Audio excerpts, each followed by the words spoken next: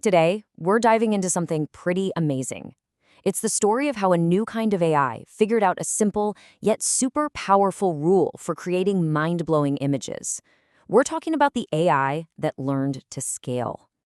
Okay, first things first, just look at this image. I mean, it looks like a real photo, right? But it's not.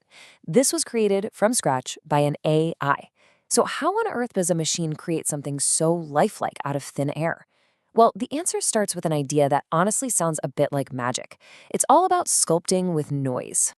So, for a while now, the go-to way to generate images with AI has been this technique that, well, it's a lot like a sculptor staring at a block of marble and seeing the statue hidden inside. This whole process is called a diffusion model. And here's how it works. You start with a screen of just pure random static, like an old TV with no signal. Then the AI, which has been trained on just millions and millions of real pictures, starts to methodically chip away at that static, step by step, until, poof, a clear image emerges from the chaos. And this grid, it shows you exactly what I'm talking about. You can see it starts as just this blurry mess in the top left corner.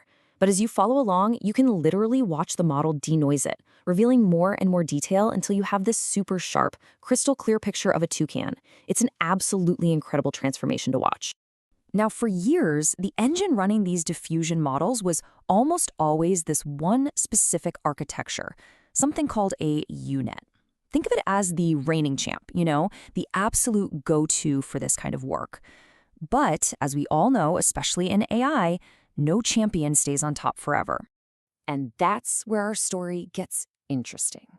Because a new challenger enters the ring. And this isn't just any challenger. This is an architecture that had already totally dominated other parts of AI and was now setting its sights on image generation.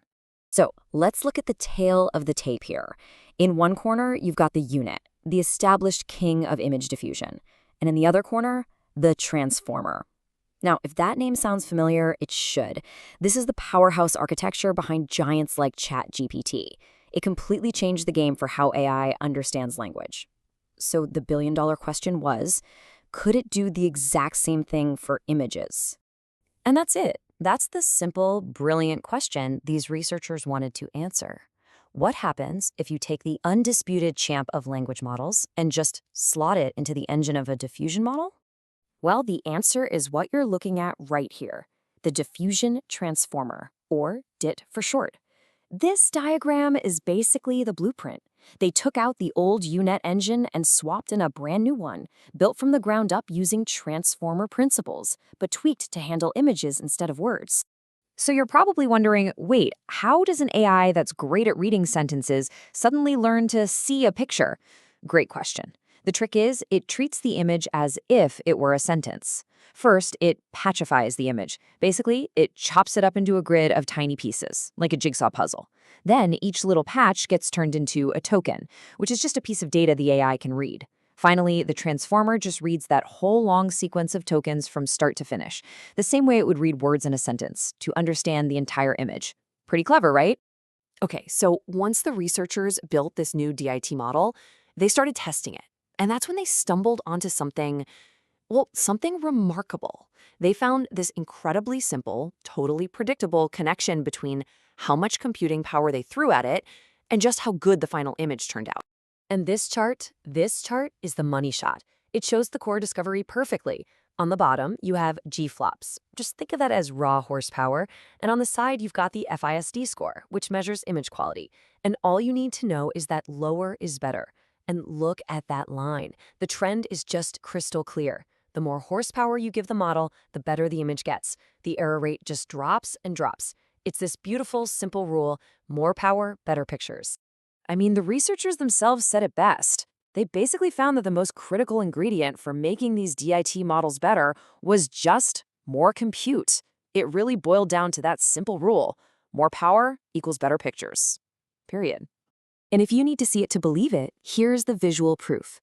Every single one of these images started from the exact same random noise. As you go from left to right, the AI model itself is getting bigger and more powerful. And as you go from top to bottom, it's processing the image in more detail. In every single direction, the result is the same.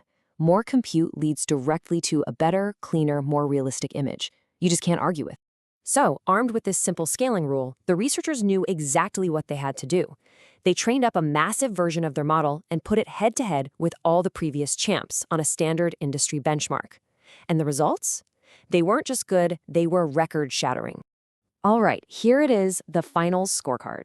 The old king, the best UNet diffusion model, came in at 3.60. Even another top-tier model from a totally different AI family called GANs couldn't do better than 230. But the new kid on the block, the Diffusion Transformer, it blew past them all. 2.27, that's the number. The new state-of-the-art score for image generation on this key benchmark.